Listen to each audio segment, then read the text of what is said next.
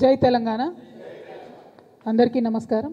జాగృతి నాయకులకు, ప్రెస్ మిత్రులకు హృదయపూర్వకంగా ఈరోజు ముచ్చర్ల సత్యనారాయణ గారి జయంతి సందర్భంగా నేను శుభాకాంక్షలు తెలియజేస్తా ఉన్నా. శుభాకాంక్షలు ఎందుకు అని అనుకోవచ్చు అందరూ. శుభాకాంక్షలు ఎందుకు అని అంటే, మనం ఏదైతే ఒక మార్గం ఎన్నుకొని పోతా ఉన్నామో ఆ మార్గాన్ని చూపించి ఆ మార్గంలో నడిచినటువంటి వ్యక్తి వారిని స్మరించుకోవడం, ఇక్కడ ఉన్నటువంటి అనేకమైన కొత్త తరం నాయకులకు వారి యొక్క జీవిత చరిత్రను తెలపడం, వారిని స్మరించుకోవడం ద్వారా స్ఫూర్తిని తీసుకొని ఒక సంస్థగా మనం తెలంగాణ జాతి మొత్తాన్ని జాగృతం చేసేటటువంటి బాధ్యత భుజాన వేసుకొని పోతాం. కాబట్టే నేను తెలియజేస్తా ఉన్నా. మరి తమ్ముడు రంజిత్ కుమార్ గారు ముచ్చర్ల సత్యనారాయణ గారితో కలిసి అక్కడ తనతో పాటు కలిసి చాలా సంవత్సరాలు ఉన్నటువంటి వ్యక్తిగా పర్సనల్గా వారికి ఉండేటటువంటి అనుభూతులు పంచుకోవడానికి ఇక్కడికి మరి వారితో మాట్లాడించడం జరిగింది. ఎందుకంటే ఎప్పుడైతే ముచ్చర్ల సత్యనారాయణ గారి గురించి నేను బలంగా చదివాను, ధిక్కార కిరీటం అనేటటువంటి పుస్తకం చదివాను. పోయిన సంవత్సరం నేను బీఆర్ఎస్ పార్టీలో ఉన్నప్పటికీ కూడా నేను పోయిన సంవత్సరం జయంతికి కూడా వారి యొక్క అంశాలన్నింటినీ కూడా గుర్తు చేసుకుంటూ మరి సామాజిక మాధ్యమాల్లో పంచుకోవడం జరిగింది. ఒక్కొక్క వ్యక్తి గురించి ఇప్పుడు వారి జీవితం నుండి మనకు స్ఫూర్తి వచ్చినప్పుడు ఖచ్చితంగా వారిని స్మరించుకోవడంతో మనం స్మరించుకోవాల్సినటువంటి అవసరం ఉన్నది. ఎందుకంటే ఎవరు ఏ పార్టీ అన్నది కాదు, తెలంగాణ ఫస్ట్ అనే పాలసీ జాగృతి తీసుకొని వెళ్తుంది. తెలంగాణ ప్రాధాన్యతల కోసం, తెలంగాణ మంచి కోసం పనిచేసేవారు ఎవరైనా ఎక్కడున్నా, ఏ పార్టీలో ఉన్నా, వారి గొప్పతనం ఉంటే, వారి మంచి ఉంటే ఖచ్చితంగా వారి గురించి మనం మాట్లాడుకుంటాం. అందులో ఎటువంటి అనుమానం లేదు.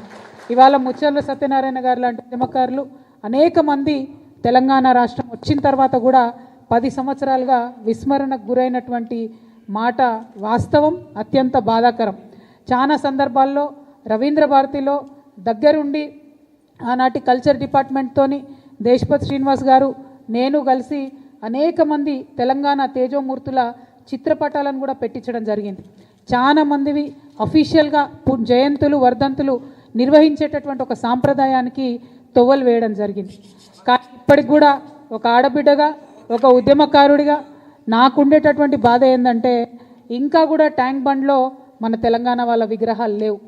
ఆంధ్ర వాళ్ళ విగ్రహాలు తీసేయమని నేను అంటలేను. అవసరం, సమయం, సందర్భం వచ్చినప్పుడు ఆ పని కూడా చేయొచ్చు. కానీ మన వాళ్ళ విగ్రహాలు అక్కడ ఉండాలి. ముచ్చర్ల సత్యనారాయణ గారి విగ్రహం ఖచ్చితంగా ట్యాంక్ బండ్ మీద ఉండాలి. ఇటువంటి వారికి గౌరవం వచ్చినప్పుడే, ఇటువంటి వారికి గుర్తింపు వచ్చినప్పుడే రేపు పొద్దున జాగృతి యావరేజ్ ఏజ్ తీసుకుంటే 35 ఇయర్స్ కూడా ఉండదు. మా దగ్గర అంతా యంగ్స్టర్సే ఉంటారు ఎక్కువ. మరి వీరు ఇంకొక 60 ఏళ్ళు తెలంగాణ కోసం పనిచేసేటటువంటి వాళ్ళు. కాబట్టి మా సంస్థకు ఇటువంటి యువతకు మరి స్ఫూర్తి రావాలంటే ఖచ్చితంగా ట్యాంక్ బండ్ మీద మన తెలంగాణ ఉద్యమకారుల విగ్రహాలు ఉండాలి. ముచ్చర్ల సత్యనారాయణ గారి విగ్రహం పెట్టాలని చెప్పి నేను ప్రభుత్వాన్ని డిమాండ్ చేస్తూ ఉన్నాను. అట్లానే అమరజ్యోతి ఉంది. ఇవాళ అమరజ్యోతి మొత్తం పడవబడేబడ్డది. ఆనాడు బీఆర్ఎస్ హయాంలో అమరజ్యోతిలో అవినీతి మరకలు అంటితే ఆ అవినీతి గురించి చెప్తూ అధికారంలోకి వచ్చినటువంటి కాంగ్రెస్ పార్టీ ఇంతవరకు మరి అమరజ్యోతి దగ్గరికి వెళ్ళి నివాళులు అర్పించడం కానీ, అమరజ్యోతిని గౌరవించడం కానీ చేస్తలేరు. రేపు పొద్దున ఖచ్చితంగా జాగృతికి సమయం వస్తుంది, జాగృతికి అధికారం వస్తుంది.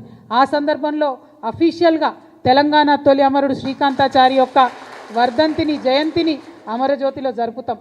తెలంగాణ ఉద్యమకారులు ఎవరైతే ఉన్నారో, విస్మరణకు గురైనటువంటి వారు ఎవరైతే ఉన్నారో, అక్కడ ఉండేటటువంటి చాలా పెద్ద లైబ్రరీ ఉంది, ప్లేస్ ఉంది. ఆ కేంద్రాన్నంతా కూడా తెలంగాణ వాదాన్ని ప్రజ్వలింపజేసేటటువంటి ఒక సెంటర్ పాయింట్గా, ఒక వార్ రూమ్గా దాన్ని క్రియేట్ చేయడం జరుగుతుంది. స్కూల్ పిల్లలుంటే, కాలేజ్ పిల్లలుంటే వాళ్ళని ఎక్స్కర్షన్ తీసుకొచ్చి మరి ఇగో ఇది త్యాగం, దీనివల్లనే మన రాష్ట్రం వచ్చిందని చెప్పి చిరస్థాయిగా ఆ ఉద్యమకారుల పేర్లు నిలిచిపోయేటట్టుగా కూడా అమరజ్యోతి దగ్గర మనం ప్రయత్నం చేస్తాం. ఇవాళ ముచ్చర్ల సత్యనారాయణ గారి జయంతి అంటే వారు ఏ బహుజనుల కోసం అయితే కొట్లాడిండ్రో, ఏ సామాజిక తెలంగాణ రావాలని కొట్లాడిండ్రో ఆ తొవ్వలో మనం నడవాల్సిన అవసరం ఉంది. ఇవాళ ఒక విషయం మీరు గమనించాలి. మనకు మున్సిపల్ ఎన్నికలు వచ్చినాయి. మొన్ననే లేటెస్ట్గా గ్రామ పంచాయతీ ఎన్నికలలో బీసీలకు అన్యాయం జరిగింది. 42% రిజర్వేషన్ ఇవ్వకుండానే ముందుకు పోయిండ్రు. ఇవాళ మున్సిపల్ ఎన్నికలు వచ్చినాయి. మళ్ళీ మున్సిపల్ ఎన్నికలలో 42% మాట ఎత్తకుండా కాంగ్రెస్ ప్రభుత్వం ముందుకు పోతుంది. ఆ ముందుకు పోయేటటువంటి సందర్భంలోనే మరి బీసీలు ఎక్కడ తెలుసుకుంటారో, మరి సంస్థలు, చాలా సంస్థలు, వ్యక్తులు ఎక్కడైతే గలమెత్తుతారో అనేటటువంటి ఆలోచన రాగానే ఏం చేస్తారు, గుంపు మేస్త్రి గారు గుంటనక్క గారిని ట్యాపింగ్ కేసులో పిలుస్తారు. గుంపు మేస్త్రి గుంటనక్క ఇద్దరు కలిసే ఉన్నారు.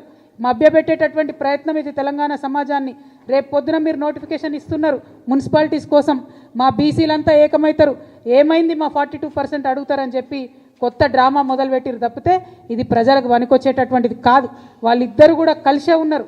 ఇవాళ బీఆర్ఎస్ పార్టీ ఎక్కడ అడిగిందో ఒక్కసారి ప్రజలు గుర్తు చేసుకోవాలి. బీసీలకు 42% రిజర్వేషన్ ఇవ్వకుండా ఎట్లా మున్సిపల్ ఎలక్షన్లకు పోతారని బీఆర్ఎస్ పార్టీ ఉద్యమాలు చేస్తున్నదా ఇవాళ బీసీ బిడ్డలు గమనించాలి. కాంగ్రెస్ పార్టీ ఆలోచన చేస్తున్నదా ఇవాళ బీసీ బిడ్డలు గమనించాలి. మరి ఖచ్చితంగా 42% ఇవ్వకుండా మున్సిపల్ ఎన్నికలకు వెళ్ళడం అంటే బీసీలను మోసం చేయడమే అని జాగృతి భావిస్తూ ఉన్నది. మరి సత్యనారాయణ గారి స్ఫూర్తితోని మేము మరొకసారి డిమాండ్ చేస్తూ ఉన్నాం. ఏం తొందర లేదు, ఎన్నికలకు ఏం ఇబ్బంది లేదు. ఎప్పుడైతే పొలిటికల్ పవర్ అనేటటువంటిది బడుగు బలహీన వర్గాలకు వస్తుందో 85% పైచిలుకున్నారని చెప్పి రాహుల్ గాంధీ గారు చెప్తున్నటువంటి ఆ సమాజానికి వస్తుందో అప్పుడే తెలంగాణ బాగుపడుతుంది. కాబట్టి 42% రిజర్వేషన్ ఇవ్వాలి అని ఇప్పటికీ కూడా నేను ప్రభుత్వాన్ని డిమాండ్ చేస్తున్నా. ఆలస్యం కాలేదు, ఆ దిశగా ఆలోచన చేయాలి. ఒకవేళ ఇవ్వకుండా ప్రభుత్వం ముందుకు పోతే మాకు చాలామంది ఫోన్లు చేస్తున్నారు, జాగృతిగా మీరు మద్దతు ఇవ్వండి అని. మేము ఇంకా ఫుల్ ఫ్లెజ్డ్ పొలిటికల్ పార్టీ కాలేదు, ఎన్నికల్లో పోటీ చేసే పరిస్థితి లేదు. కాకపోతే ఎవరు ఎక్కడ నిలబడ్డా బీసీ ఎస్సీ ఎస్టీ మైనారిటీ ముఖ్యంగా మా ఆడబిడ్డలు మా యువ మిత్రులు ఎక్కడ నిలబడ్డా వారు మా మద్దతు కోరితే తప్పకుండా జాగృతి తరఫున మద్దతు ఇస్తామని నేను ఈ సందర్భంగా తెలియజేస్తూ ఉన్నాను. రాష్ట్ర వ్యాప్తంగా అనేక మున్సిపాలిటీస్ నుంచి మాకు ఫోన్స్ వస్తున్నాయి. వారందరికీ ఒకటే మాట చెప్తున్నాం, జనరల్ సీట్ ఉన్నా సరే వెయ్యండి. ఎందుకంటే నేను యువతకి ఇవాళ పిలిపిస్తూ ఉన్నా, మహిళలకు ఇవాళ పిలిపిస్తూ ఉన్నా. మనం రాజకీయాల్లో ఎమ్మెల్యేలుగా ఎదగాలి, ఎంపీలుగా ఎదగాలంటే గ్రామ స్థాయిలో అవకాశం ఉన్న కాడ మొదలు పెట్టండి, మీకు ఎక్స్పీరియన్స్ వస్తుంది.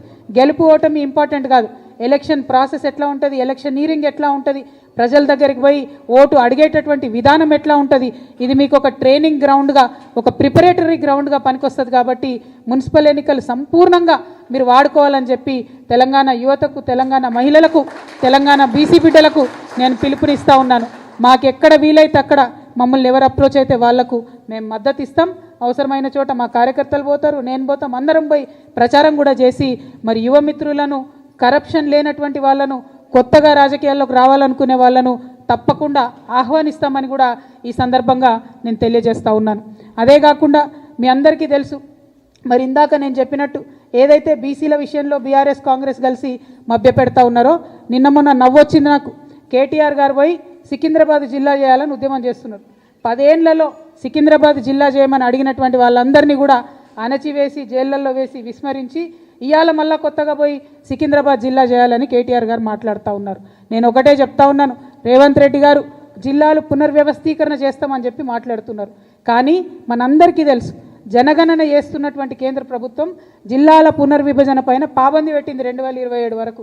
అయినా సరే రేవంత్ రెడ్డి గారు నేను పునర్విభజన అని మాట్లాడుతున్నారు. అది ఇప్పట్లో కాదు. కానీ జాగృతిగా మేము డిమాండ్ చేస్తూ ఉన్నాం, జిల్లాల పునర్విభజన ఎప్పుడు జరిగినా సికింద్రాబాద్ని ప్రత్యేక జిల్లాగా ఏర్పాటు చేయాలని చెప్పి మేము డిమాండ్ చేస్తూ ఉన్నాం. అట్లానే హుజూరాబాద్లో వరంగల్ దగ్గర ఒక డిమాండ్ ఉంది.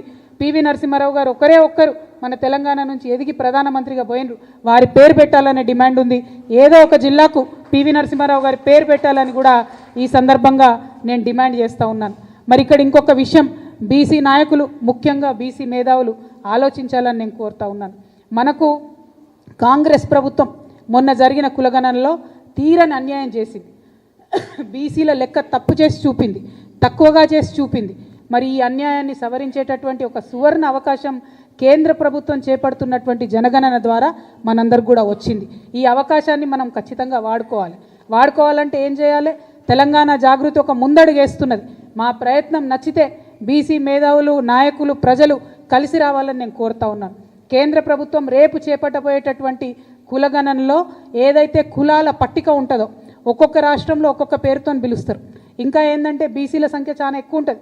బీసీల ఒక్క కులంలో ఉదాహరణకు పద్మశాలి కులం ఉంటే అందులో చాలా ఉపకులాలు ఉంటాయి. కుట్ర ఎక్కడ జరుగుతుందంటే పద్మశాలీల సంఖ్య వేరే చూపిస్తారు, పద్మశాలీల ఉపకులాల సంఖ్య వేరే చూపిస్తారు.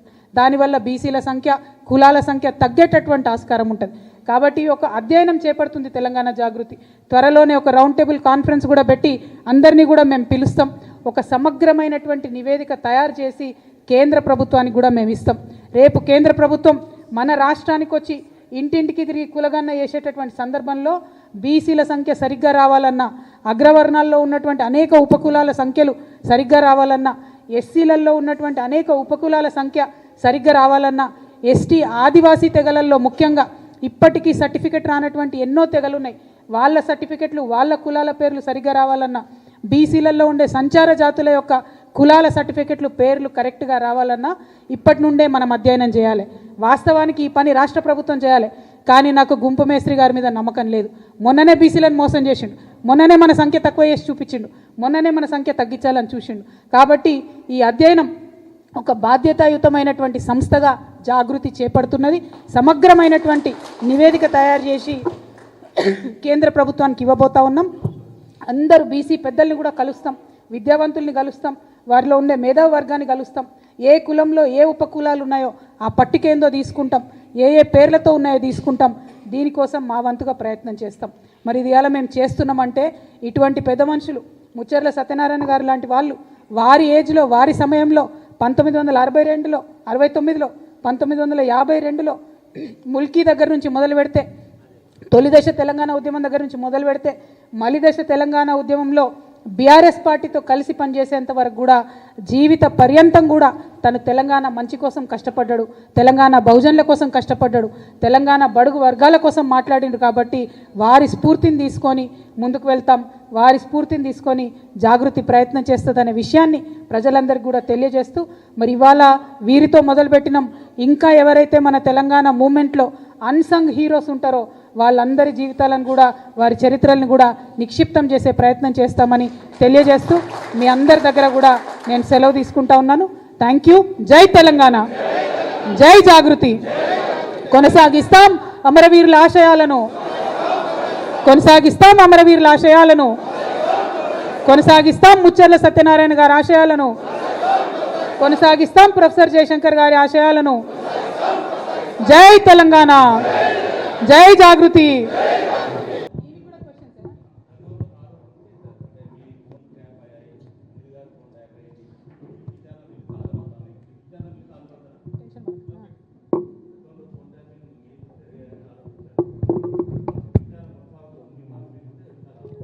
నేనేమంటున్నా, బోల్డని విచారణలు చేసింది ప్రభుత్వం, రిజల్ట్ ఏమొచ్చింది? 1. 2, మున్సిపల్ ఎన్నికల టైంలోనే ఎందుకు విచారణకు పిలుస్తున్నారు?